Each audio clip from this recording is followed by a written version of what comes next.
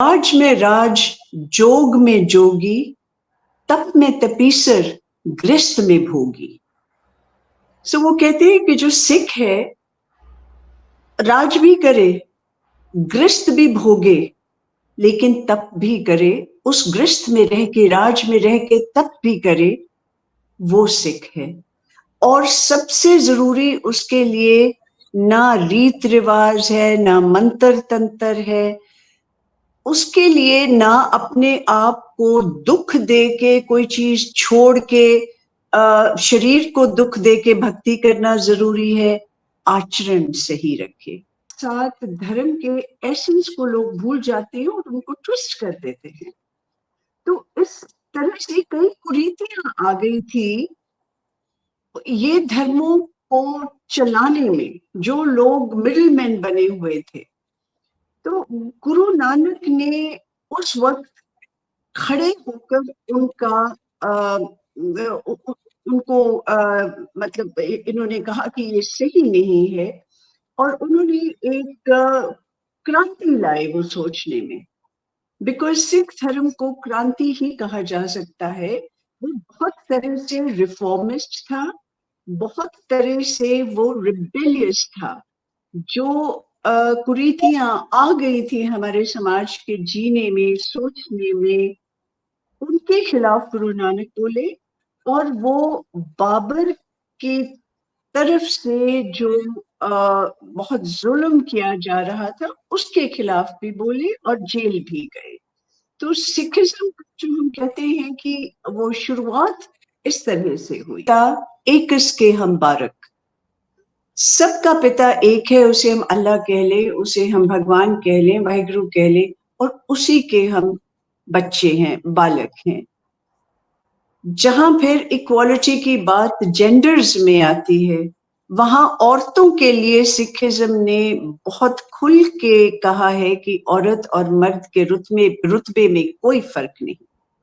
तो उन्होंने कहा है, सो क्यों मंदा आखिए जित जम्मे राजान। उस औरत को हम क्यों बुरा कहें जिसके पेट से बादशाह राजा जन्म लेते। नमस्कार, मैं अंबर जैदी एक बार फिर से आप सबका बहुत स्वागत करती हूँ हमारे आज के खास कार्यक्रम में। और आज हमारे साथ खास मेहमान मौजूद हैं डॉक्टर रंजीत पवार, जो कि एक एक्टिविस्ट है, राइटर हैं, ऑथर हैं और पंजाब सरकार की पूर्व अधिकारी भी हैं। आपका बहुत स्वागत है रंजीत जी। और मेरे साथ में वसीम अल्ताफ साहब हैं जो आज के हमारे सेशन में मेरे साथ को होस्ट करेंगे। आपका भी वसीम साहब बहुत स्वागत है। नमस्कार। नमस्कार और आदाब अंबर और वसीम, मुझे इस प्रोग्राम में शामिल करने के लिए बहुत बहुत शुक्रिया। बहुत शुक्रिया डॉक्टर पवार। आज हम आपसे बात करेंगे सिखिज्म और गुरु ग्रंथ साहिब पर। सबसे पहला मेरा सवाल आपसे ये है कि अगर हम सभी धर्मों की बात करते हैं तो सिखिज्म सबसे नया धर्म है। किस तरह से और क्यों जरूरत पड़ी एक नए धर्म की, और किस तरह से ये मुख्तलिफ है बाकी धर्मों से? जब भी किसी एक जगह पे, किसी एक समाज में कुछ ऐसे हालात बन जाते हैं जिनमें एक तो समाज में करप्शन बढ़ जाती है, एक कोई बहुत बेसिक मुद्दे उठ के खड़े होते हैं, कोई बहुत बड़े इस तरह का डेंजर आता है जो ह्यूमन वैल्यूज को और उनके सर्वाइवल को थ्रेटन करता है। उस वक्त मेरे हिसाब से कोई ना कोई मसीहा आगे आता है जो लोगों को एक नई सोच का ढंग देकर, एक नई फिलॉसफी देकर गाइड करता है। तो इसी तरह 15वीं सदी में उत्तर भारत में जब मुगलों ने प्रवेश किया, सबसे पहले बाबर ने आके हमला किया, तो उस वक्त गुरु नानक ने जन्म लिया था उत्तर भारत के एक छोटे से शहर में। और इसी के साथ लोगों का जो मॉरल स्टेचर था वो बहुत गिर चुका था। ऐसा नहीं है कि जो वहां के दो मुख्य धर्म थे, इस्लाम और हिंदुइज्म, क्यों धर्मों में कहीं कोई कमी थी, ऐसी बात मैं नहीं कह सकती, लेकिन वक्त के साथ साथ धर्म के एसेंस को लोग भूल जाते हैं और उनको ट्विस्ट कर देते हैं। तो इस तरह से कई कुरीतियां आ गई थी ये धर्मों को चलाने में, जो लोग मिडिलमैन बने हुए थे। तो गुरु नानक ने उस वक्त खड़े होकर उनका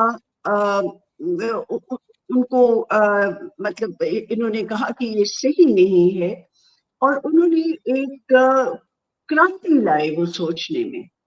बिकॉज सिख धर्म को क्रांति ही कहा जा सकता है। वो बहुत तरह से रिफॉर्मिस्ट था, बहुत तरह से वो रिबेलियस था।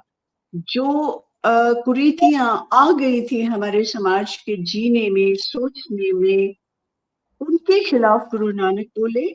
और वो बाबर की तरफ से जो बहुत जुल्म किया जा रहा था उसके खिलाफ भी बोले और जेल भी गए। तो सिखिज्म जो हम कहते हैं कि वो शुरुआत इस तरह से हुई, और उसमें बहुत कुछ भक्ति मूवमेंट के साथ भी मिलता जुलता था, जो पहले से ही वहां शुरू हो चुकी थी हिंदुस्तान। जी। डॉक्टर पवार, मैं अगर सिखिज्म के कोर प्रिंसिपल्स की बात करूं तो वो क्या है, और कैसे जो एक आम सिख है उसकी जिंदगी को, जो रोजमर्रा की जिंदगी होती है, उसमें कैसे गाइड करते हैं? सिखिज्म की एक खास बात ये है कि जो धर्म पहले एक आम आदमी के समझ से बाहर थे, क्योंकि इस्लाम जो लिपि थी लिखने की, वो पर्शियन, अरबिक, वो लोग नहीं समझ सकते थे। जो हिंदुइज्म की किताबें, ग्रंथ लिखे हुए थे, वो संस्कृत में थे, वो नहीं समझ सकते थे। तो सिखिज्म ने इन सबको बहुत सिंप्लीफाई किया, और इतना सिंप्लीफाई किया कि उसके अंदर कोई बीच किसी को समझाने की जरूरत नहीं थी। और उन्होंने जो हम जिसे कह सकते हैं कि पिलर्स ऑफ सिखिज्म के जो थॉट प्रोसेस था, वो भी सिंपल करके मैं आपको कुछ एक नुक्तों में बताती हूँ। सबसे पहले तो मोनोथीज्म, एक ओंकार, एक ही खुदा है, एक ही रब है। आराम चाहे से गुरु पानी पी। नानक देव जी ने एक हिंदू परिवार में जन्म लिया था, जी। और हिंदुइज्म में 33 करोड़ देवी देवताओं को माना जाता है। उन्होंने कहा कि सिवाय एक रब के और कोई नहीं है, उसे किसी नाम से पुकार ले, उसे अल्लाह कह ले, खुदा कह ले, भगवान कह ले, या वाहिगुरु कह ले। ये सबसे बड़ी सीख थी। दूसरा सबसे बड़ा नुक्ता था इक्वालिटी का, कि जैसे हिंदुइज्म में जात पात इतनी ज्यादा बढ़ चुकी थी। अंबर यार, ऐसा है, आपने रिकॉर्डिंग शुरू की है या नहीं? रिकॉर्डिंग जो शुरू हुई है वो यार मैं थोड़ा पॉज कर देती हूँ। जी। जी। सो जो दूसरा नुक्ता था वो था बराबरी का नुक्ता। और जो जात पात और छूत चल रही थी हिंदू धर्म में उस वक्त पे, तो उसमें बहुत सारे लोग जिनको नीचा, छोटा दर्शाया गया था, उनके ऊपर समाज में बड़ी तशद्दुद की जा रही थी, उनको जलील किया जा रहा था। तो इसके खिलाफ गुरु नानक ना सिर्फ बोले, उन्होंने करके भी दिखाया। कि उनका जो सबसे पहले का साथी था उनकी क्वेस्ट में, द क्वेस्ट फॉर स्पिरिचुअलिटी, वो उन्होंने चुना एक मुस्लिम मरासी को, भाई मर्दाना। और वो इतने साल जब वो ट्रैवल किया उन्होंने इस खोज में, तो वो ही उनके सबसे क्लोज एसोसिएट थे। बराबरी के बाद, और उन्होंने बराबरी में जेंडर इक्वालिटी के बारे भी कहा। सती का उन्होंने निषेध किया, औरत को नीचा देखने का या समझने की उन्होंने बुराई करी। बराबरी के बाद एक आता है फिर सच्चाई, और सच्चाई सिर्फ बोलने में नहीं, जीने में भी, कि सच्चा सुच्चा जीवन जियो, सच बोलो, ना केवल इतना सच के लिए खड़े हो और सच के लिए जान भी दे। और चौथा एक बड़ा था कि एक मॉरल लाइफ जियो। उसमें सिखिज्म में कौन सी बातें कही गई हैं जिनके ऊपर हमें काबू रखना है, वो है काम, क्रोध, लोभ, मोह, अहंकार। बहुत ही सिंपल है। इन मुद्दों पे उन्होंने खड़ा किया ये जो न्यू स्कूल ऑफ थॉट था। और उन्होंने सबसे इम्पोर्टेंट ये कहा कि भगवान और उसके भक्त के बीच में कोई नहीं होना चाहिए, उनकी डायरेक्ट रिलेशनशिप होनी चाहिए। इसके साथ उन्होंने लोग जो आदमी अपने आप को संत कहलाते थे, पीर कहलाते थे और उनको जाके मत्थे टेकते थे, उसकी उन्होंने निषेध उसको किया कि ये करने की जरूरत नहीं। जी। डॉक्टर पवार, अगर हम सिखिज्म की बात करते हैं तो सिखिज्म में गुरु ग्रंथ साहिब इटर्नल गुरु माना जाता है। हम अगर गुरु ग्रंथ साहिब की बात करें तो कैसे ये कंपाइल हुआ, कैसे इसको कंपाइल किया गया और जो इसका हिस्टोरिकल कॉन्टेक्स्ट है वो क्या है? जी, तो जैसे मैंने पहले कहा था कि इस रिलीजन में बुत परस्ती को नहीं माना गया है, किसी जिंदा शख्स को पूजने की को गलत माना गया है।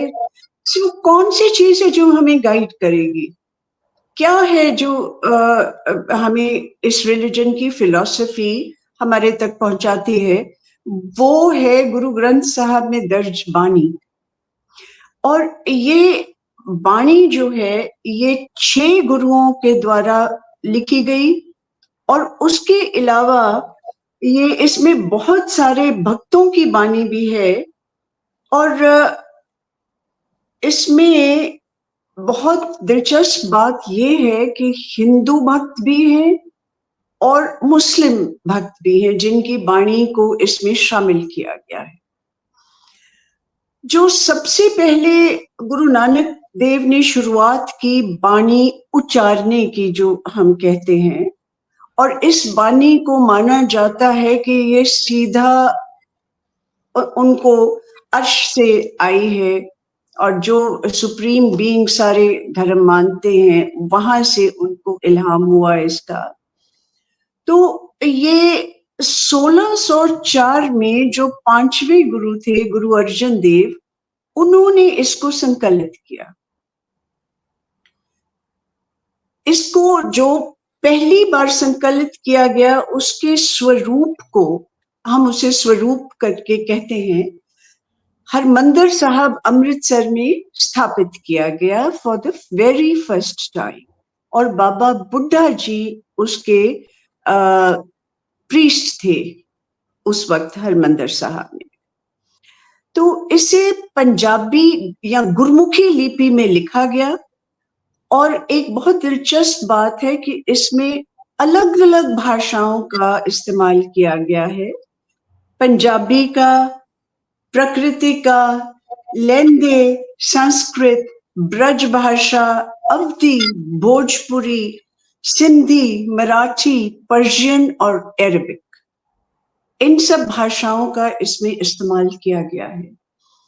अब इसमें ये खुद में एक मैसेज है, सबसे पहले कि जो भक्त थे वो अलग अलग प्रांतों से लिए गए, भारत के साउथ के भी थे, सेंट्रल भारत के भी थे, मुस्लिम भी थे, हिंदू भी थे, कि हमें शख्स से कोई लेना देना नहीं है कि वो शख्स किस धर्म का है, किस प्रांत का है, किस नस्ल का है, किस जी जात का है। सिर्फ एक बात है जिस पे फोकस करना है, वो ये है कि उनकी जो वाणी है, जो थॉट है, क्या वो सिक्खी के उसूलों के मुताबिक है, तो उसे फॉलो करे, तो फिर वो जो वर्ड है वो आपका गुरु।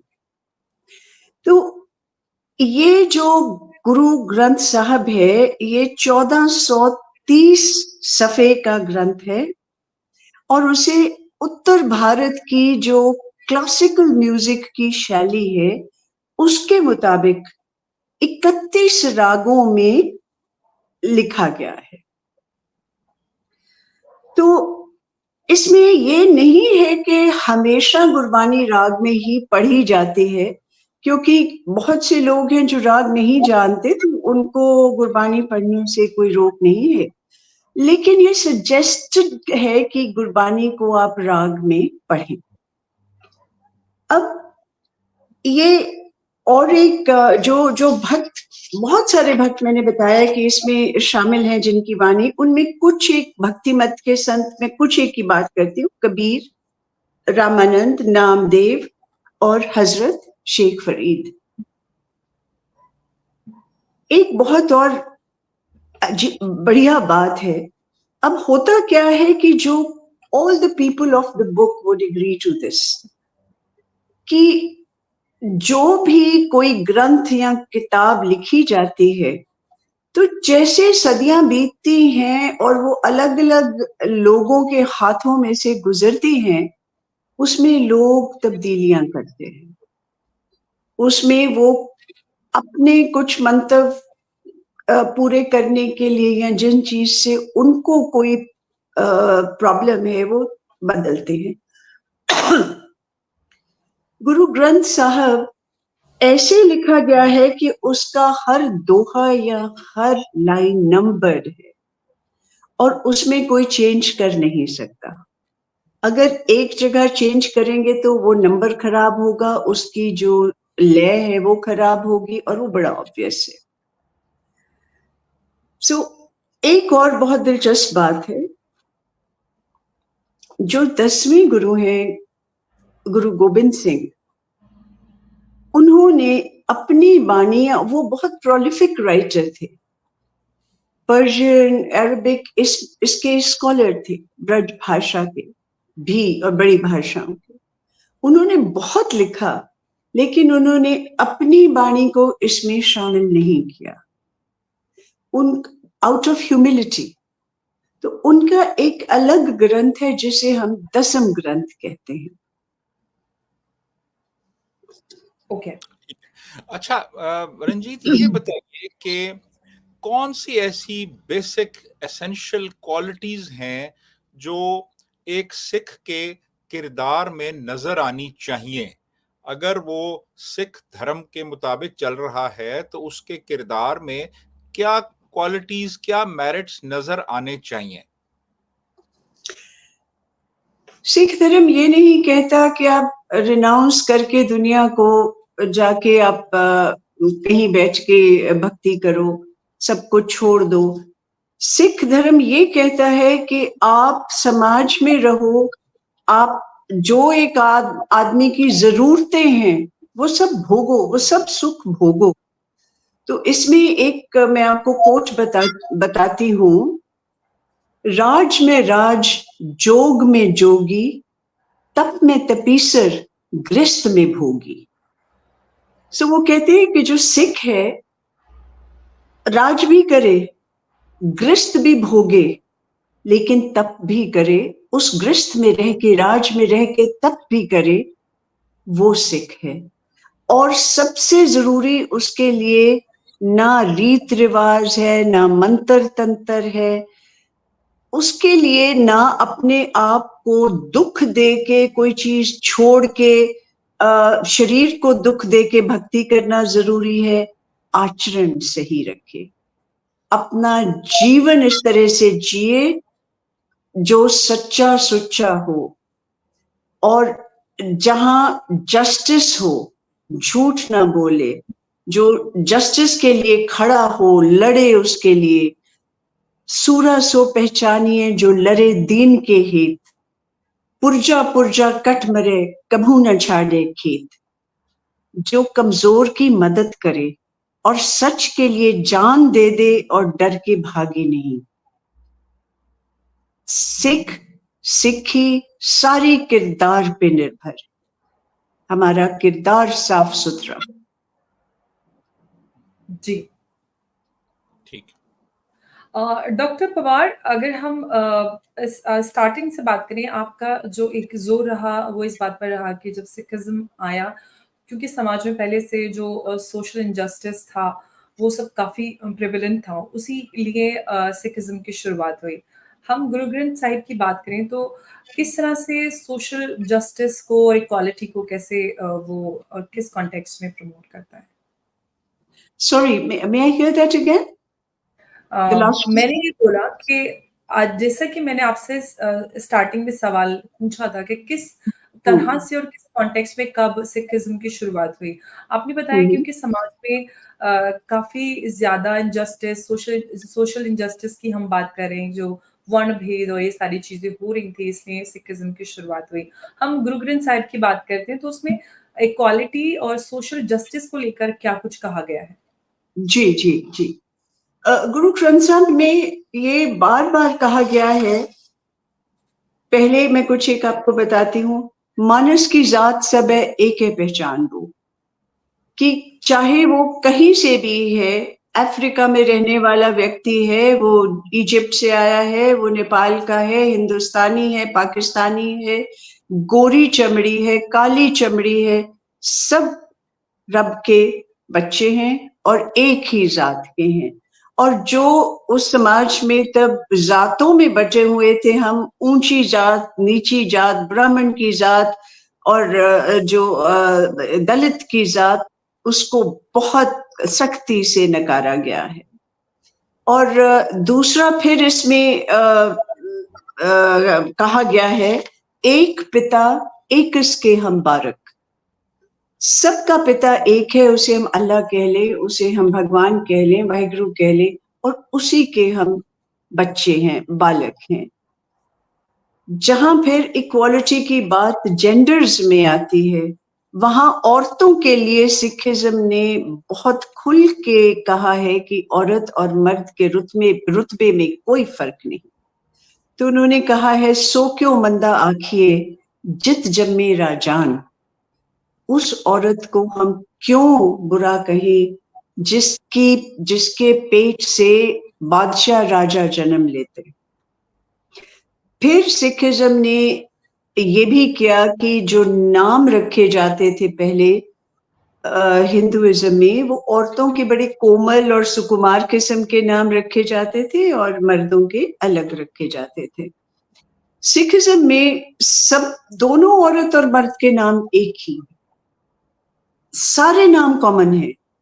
जैसे अब मेरा नाम है रणजीत, रण को जीतने वाली, तो ये औरत के लिए शायद किसी वक्त बहुत ही अजीब सा, मिसफिट सा नाम लगता होगा, लेकिन सिख औरतें लड़ी हैं जंग में, लीड किया है उन्होंने, फौजों को लीड किया है। तो असल में भी जो नाम दिए गए उसके हिसाब से वो जी, उनको ये फ्रीडम दी भी गई। तो बाकी पहरावे की बात आ गई। उस वक्त आपको पता है कि औरत को पर्दे में रखा जाता था। इसकी सख्त निखेधी की गुरुओं ने, औरत पर्दे में नहीं रहेगी। तो हमारे बिल्कुल सिक्खी में ये रिवाज नहीं है कि घूंघट निकाला जाए या अपने चेहरे को छुपाया जाए। और कुछ जो बहुत इसमें कट्टर कहूं कि मैं कहूं कि जो बहुत पुराने सेक्ट हैं, उसमें जो औरत है वो दस्तार भी बांधती है। जैसे मर्द बांधते हैं पगड़ी, उसको पर्शियन में हम दस्तार कहते हैं, तो औरत भी बांधती है, लेकिन उसकी थोड़ी सी छोटी होती है मर्द से। बिल्कुल। वसीम साहब, आप कुछ पूछना चाहते हैं? मैं अगला सवाल करूं। अच्छा, मुझे ये बताइए कि ये जो 5 काफ हैं, यानी वो केच है और किरपान है और जी 5, 5K। हाँ, जी इन क्या फिलॉसफी है? जी, इनको 5 ककार कहते हैं हम। और ये इस्तेमाल तो पहले से होते आ रहे थे, लेकिन गुरु गोबिंद सिंह ने इनको लाजमी किया कि जो भी सिख अमृत लेता है, जिसे उसको मैं बैप्टाइज्ड तो नहीं कहना चाहती हूँ, but that is one way to explain it, उसको ये 5 ककार रखने जरूरी हैं। इसमें ये है कच्छ, कच्छा, कड़ा, बैंगल, किरपान, कंगा और केस। इसकी मैं आपको वजह बताती हूँ कि इसकी कुछ एक साइकोलॉजिकल वजह थी और कुछ एक फिजिकल नीड्स थी। जब अहमद शाह अब्दाली अफगानी आते थे, रेड्स करते थे, तो पंजाब में बहुत इतना ज्यादा बुरा हाल था कि लोगों का जीना मुश्किल हुआ था।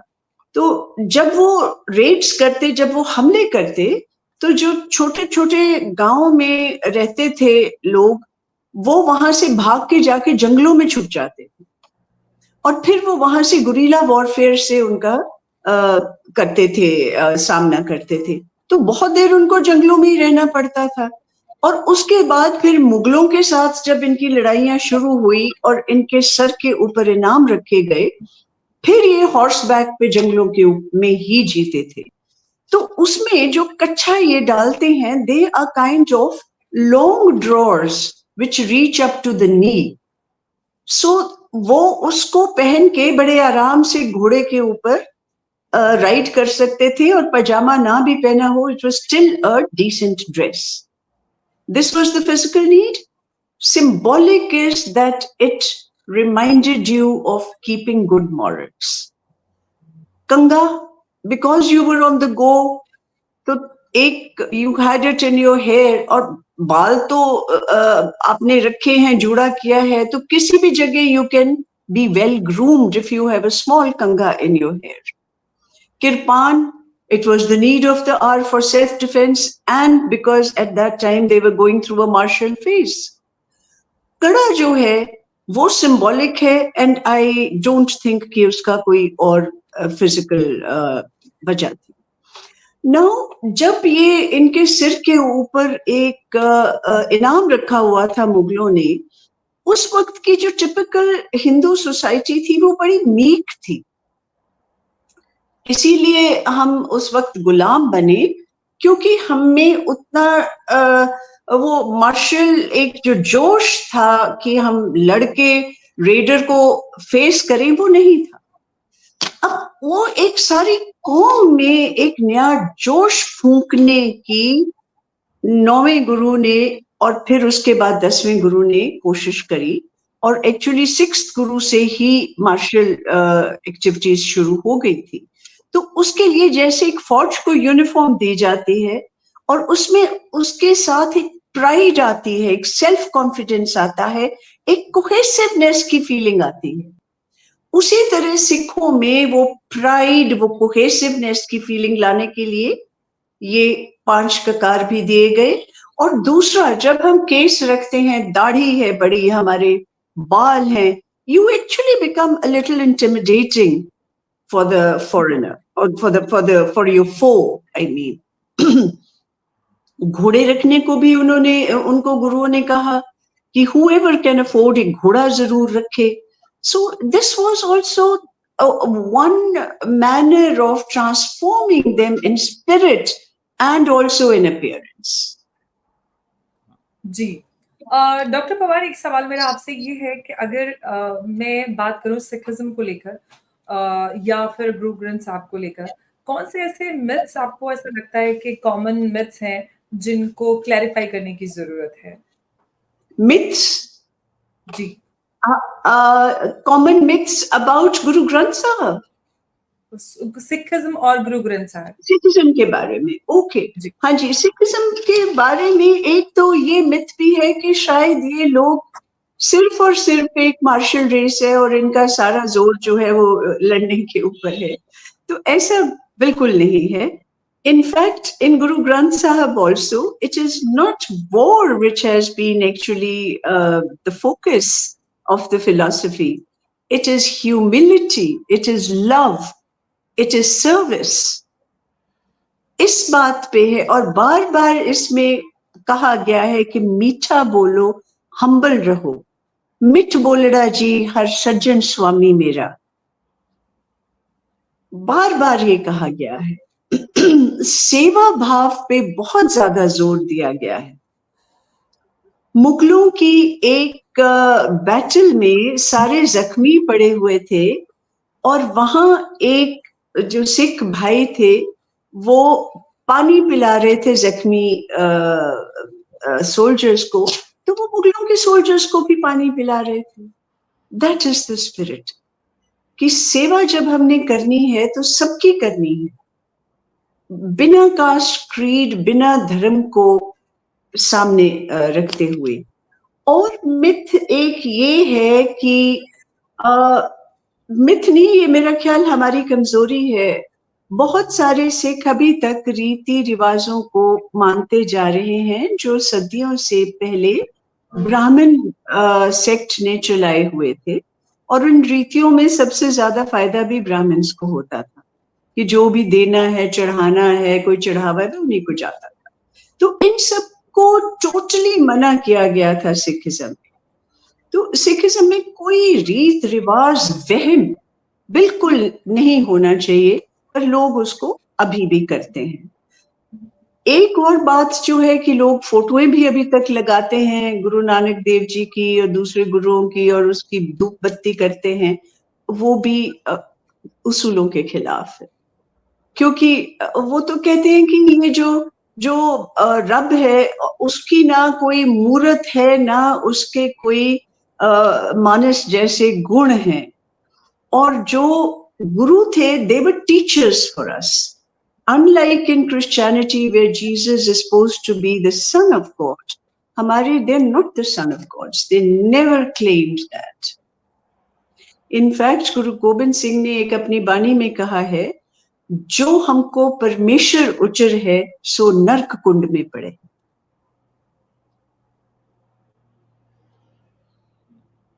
जी, और बिल्कुल, और मुझे लगता है कि ये सारे ऐसे मिथ्स हैं जिनको आपने बखूबी एड्रेस किया है।